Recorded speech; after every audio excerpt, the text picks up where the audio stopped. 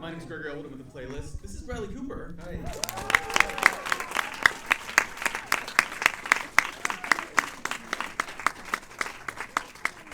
So, congratulations on the film. Thank you. I gotta ask you, what sparked your interest when Guillermo del Toro came to you and said, let's make Nightmare Alley? Well, Guillermo del Toro, number one. And then the cast was already assembled at that point, pretty much. So the cast was just, and the fact that I got to work with each and every one of them. That was the main draw, and then it was, from then on, it was just sort of the challenging endeavor of playing Stanton Carlisle, which was terrifying, and what that meant, how to even approach it. And whenever I think you're really terrified of something, that's a great thing. And just being able to show up for him and help him tell the story. You know, the challenge of that, of being a guy, you know, knowing that it's almost two different films, and the progression that he has to go through, and the willingness for Guillermo and myself to not really reveal who this guy is. You're sort of projecting as the viewer onto this character who that person is, and that really there's only one scene in the movie where you know who he is, and that's the last scene of the film. Like the whole movie actually is just about that last scene. That was terrifying. Knowing that I had to shoot that scene at some point. Well, I think what in context would be even more terrifying is you shot most of the I guess you call it the Buffalo or nightclub scenes first, Yes. And then the stay-at-home happened, and you waited, what, 5 or 6 months to shoot the carnival scenes? Yeah, about that, yeah. The way it worked out, we wound up shooting the second half of the movie first, and then March 10th, I think, is when we shut down, and then we didn't come back until the beginning of September. So, but you know, it was a blessing in many ways because we learned so much, and to have that time to break and look at what we've shot and learn what could come before it that would inform the second half. And we didn't shoot all of the second half, but most of it. That was pretty. That was just one of those things where we benefited from that. We're able to look at the footage and learn from it, and then reevaluate the beginning. And then just sort of on a physical nature, I was able to lose weight because we wanted 2 years later this idea of him being sort of more, you know, full of himself physically almost. That's if you don't even realize it, but I'm about 15, 20 pounds lighter in the first half of the movie. So that was just an opportunity to be able to do that, which I never would have been able to do. Absolutely, and also quite the opposite of most people who stayed home who did not lose weight. But I was talking to one of your co-stars, Willem Dafoe, and he was telling me that one of the things that most impressed him is that he saw that you and Guillermo were putting little touchstones in your character and what was going on that would pay off later on in the second half of the film that you'd already shot. And I was wondering how cognizant you were of that. Was that something you guys thought about every day, or would it have just been part of the filmmaking process anyway? I mean, it's part of the filmmaking process, ideally, is that you feel like you walk onto a set and everybody's collaborating and everybody's voice is heard, and you're always thinking about how to best tell this story. But again, we had the benefit of having shot what was to come already and analyze it, so we had a sort of keener eye in terms of what we could explore, especially with the Clem character, like certain things that we were able to explore that weren't necessarily there originally, but we knew would pay off later. The other interesting thing about, especially at the beginning of the film, is I saw or heard about it at a Q&A. Guillermo talked about how he wanted Stan to sort of be like almost a talented Mr. Ripley-esque character, sort of taking things from everyone he met there. Was that something he talked about? Was that inherent to the script to you? Yeah, I mean, it was this idea of him sort of taking and learning and the things that I asked him and wanted to explore is why does he do that and where does that come from his past, having to maybe he tried, it's the only way he could survive, you know, sort of growing up in a traumatic situation. Maybe the only way to survive is to learn how to what this person needs or what you can get from this person to get you through the day, and I think that's kind of what Stan had to do, just a little that we learned, and potentially why he feels that way that he does about his father. But really the thing about Stan that was illuminating was the script that Kim Morgan and Guillermo wrote, which was that last line when he says, when they says, you know, do you know what a geek is? And he understands, well, that's the job he's being offered. He says, his response is, Mister, I was born to do this. So it's like, well, wait a second. That everything is informed by that. So the fact that is the thing that he's been realizing that he's been born to do. In order to make that moment real, that is the thing that was my sort of North Pole and Guillermo's North Pole for all of the choices that Stan wound up making. So where do you think Stan gets the confidence that he has? Because when he first shows up after we learn later he's obviously killed his father, and he shows up at the carnival, he doesn't seem like the most sort of like charismatic, boisterous, ready to sort of like take over the town sort of person. And then he clearly is that by the time he gets through the carnival. Where do you think that aspect of him comes from? Well, it's interesting that you think that he's not those things. But that's the point. It's sort of you're projecting onto this person that hasn't spoken for the first 15 minutes. Anything that, each person. But just because he doesn't do anything doesn't mean he doesn't have this capability. And when he first says to Molly, "You're better than this place," if I'm better than you are, that's the sort of first time I think as a viewer, you're like, oh, he thinks he's better than everybody in this place. I didn't know that about him. He seemed like he was happy and lucky to get the job. Yeah. So it really is about just sort of incremental learning about who this guy is. I don't see it necessarily that he's so confident. And it's hard to talk about just because it did feel like we created this guy and we both listened, Guillermo and I, to him. It was a sort of odd experience. But he basically had a big need to survive. It wasn't that he was so confident. He had to be confident in order to survive. So did you think of him more as a survivor or as a hustler? I think the hustle is one of the tools to survive. Okay, I buy that. So in good. that context, I was going to ask, but I was going to ask in that context. First thing I believe. But I was going to ask you about Rooney's character, Yeah. about Molly. Does he love her, or is he using her for his I hustle? don't think he understands what love is, number one, at all. But for what he thinks it is, 100%, he means what he's saying to her. That's sort of the tragedy. He's just so lost. He's just so incredibly lost through the whole movie. And he is what Lilith says, what do I want? He says, what everybody wants, to be found out. That's all, please tell me who I am, please, because I have no idea who I am. That's him.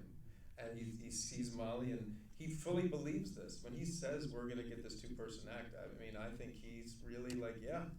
But then he's there 2 years later, and how come I'm not fulfilled? And why?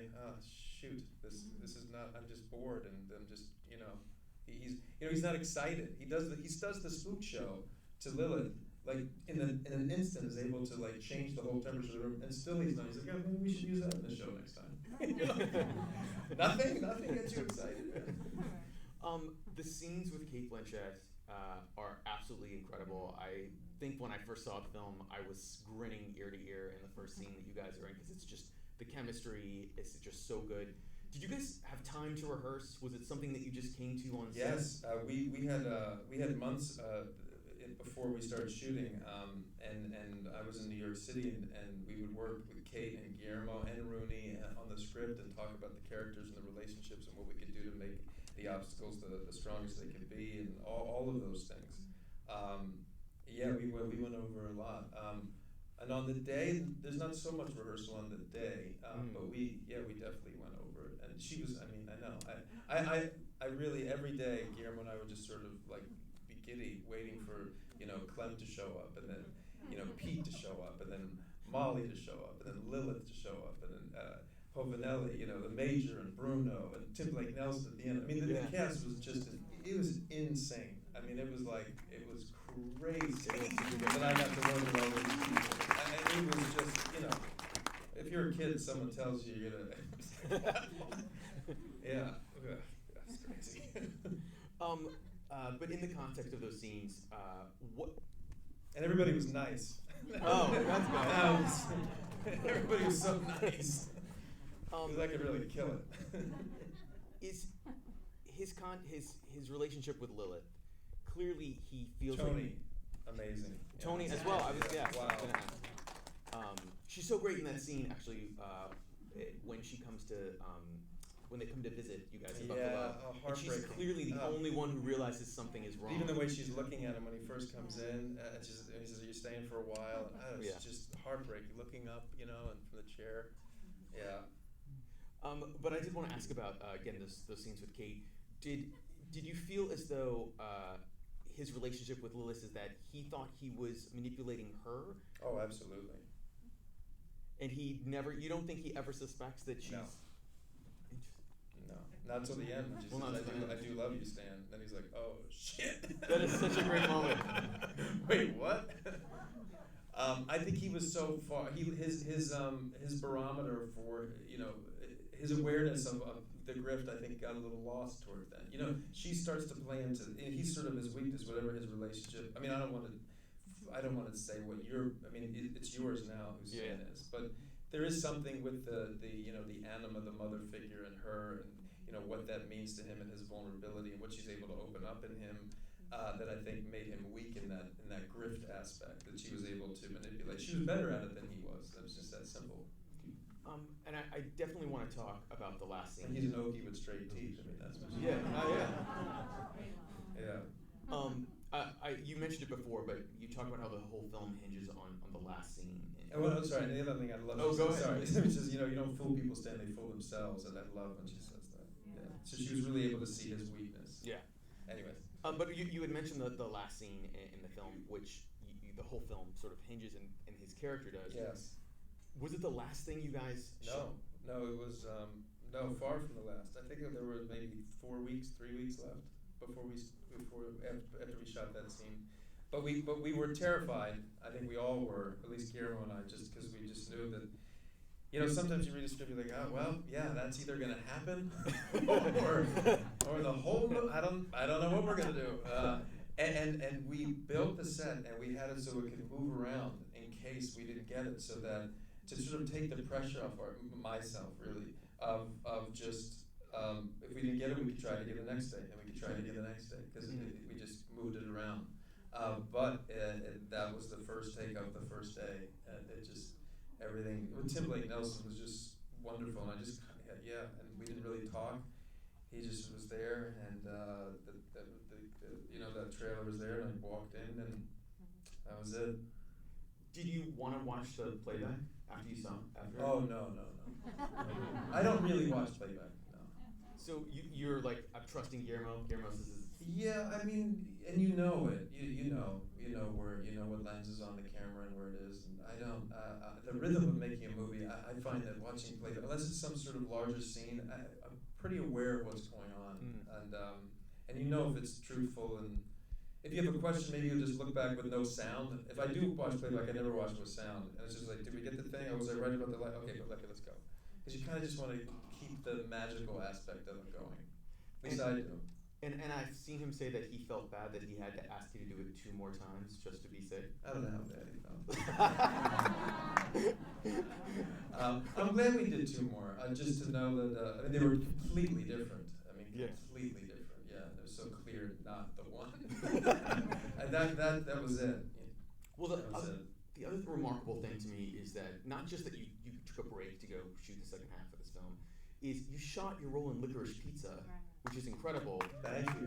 Before you went back to shoot in between, during the hiatus, crazily, I shot played John Peters for Paul in Licorice Pizza. Yeah, so I was able to grow my beard out, which was like another thing. I don't know how it was. Did you find that as a help to go back to do something completely different? Well, whenever you get a chance to be around one of the greatest filmmakers of all time, I spent like 3.5 weeks just with him in prep. That he was kind enough to let me just learn. I've learned so much from him, and then just to be on set with him and with Cooper Hoffman and Alana Haim, and they're just it was amazing. Anytime you could just be sort of just let go of Stan for a little bit, and it was pretty surreal. The whole thing was surreal, like a dream. It was a dream to ever open up the door in one of Paul Thomas Anderson's movies. So. Well, both performances are so fantastic, but I also want to ask you about Nightmare. You're a producer on this film. Yeah. What did that entail for you? Helping the director to help his vision, be fulfilled, and that's the producer's job. Did you feel like it was something that was a distraction at all while you were shooting it, or was it just not at all? No. But I love I really do love the filmmaking process. Like almost. Maybe too much. Like when I was on this TV show Alias, I used to ask for all the dailies. There were VHS tapes back then, and I would watch dailies, and I didn't work much because my character didn't really do anything much, and kept doing less and less. So I had more time, and I would just hang out and ask Ken Olin if I could just watch him direct, and then I would sit in the editing room. I spent like 2 years doing that. So I just love it. I love the whole thing. And one of the things that's clearly part of filmmaking is costuming and production design, and this film looks stunning, like in every shot. Dan Lauschten, the director of photography, and Lewis, the costume designer, all the department heads. I mean, it's all of them, but it's Guillermo's vision. You know, half of Lilith's office he got on eBay. I don't know if he told you that. He would buy these things, and we were talking about the Maltese Falcon and this one lighter that the way Humphrey Bogart, and I'm like, this lighter amazing. Next day it's on set. He bought it at an auction, and that's what Lilith lights for Stan when they first started the therapy session. Because it was this amazing thing where you dip the wick, and then, and then his daughter did all of the handwritten all of her tapes, her session tapes. That's that catalog in the library. And the Warshak sort of, impressions on the wood paneling. I mean, that's the thing. Like the great directors, everything in every frame of Guillermo's pictures, it's two-story. Well, Louis, the costume designer, Louis or Louis? I don't know. I mean, I call him Louis. Louis. Yeah. I spoke to him, and he said that the hat that Stan wore was very important to you. 2 hats. Yeah. 2 hats. Yeah. And was there other parts of the costume? Was there other parts of the character that you were that when you had read the script and were preparing for the character that were inherently important to you in playing him? It's more of the collaboration that occurs with the costume designer. It's not something I had thought before. I mean, my grandfather used to keep his handkerchief in his hat, and I always found that so. I don't know. So I was saying to Guillermo, I think Stan keeps his handkerchief in his hat. So there's that moment in the bus when he's cleaning the watch off, and he puts his handkerchief in his hat, and then puts it on his head. And I don't know, that was important to me. I mean, that first jacket that he has, certainly his hat, that was a huge thing, just because it's with him all the time. And his handkerchief, which you rarely see, was a big thing. Clearly his watch was a major thing. But Lewis's, the work that he and his whole department did was invaluable, because the material was just insane. I mean, just the leather quality of the material, the suits and everything. It was just, everything was so realistic that you could just, and then the production design, the carnival was just, I would just walk around. I never left the carnival. I would just walk around all over, just thinking, we should just shoot everything, because everything is just incredible. I also wanted to ask, obviously, this is based on a book from the mid-20th century that became the famous movie. Did you feel like you had to read the book or even see the original film at all before? No, I really focused on the script. I love Monsters Midway, which is another book that the author wrote. I saw the movie, I think during the lockdown, I think is when I watched it. No, I really focused on wanting to know what Guillermo wanted. Yeah, makes complete sense. The other thing I was going to ask, which we haven't really talked about, is outside of the fact that at the end of the film, Stan says he is a geek. There is this geek character in the picture, and Stan. It seems as though it was played by an incredible actor, Paul, and he was wonderful. I'm so glad he agreed to do that role, which was not easy. Absolutely. The first geek, yeah. And the other guy who played the second geek was great too. Paul really had a lot. Wow, yeah. There's a moment where it seems like Stan is the only one. Peaky Blinders, you know that actor? Oh, yeah. Yeah, he was in The Revenant. There's a moment where he seems as though he's the only person who is sympathetic to what the geek in that cage is sort of going through. Oh, it's him, yeah, at some subconscious level. Is that how you played it? Is it you thought? Well, I didn't really play it that way. I mean, I just sort of happened. But was conscious that the first time you hear Stan speak, he's talking to himself, and he's in darkness. First time he speaks is to the geek, and you can't even see Stan's face. So that's sort of a cinematic thing that Guillermo wanted to do, but I love that, Well, first of all, Bradley, thank you so much for being here today. Congratulations. Oh, thank you. Thank you all for being here. Thank you. Spread the word. Thank you.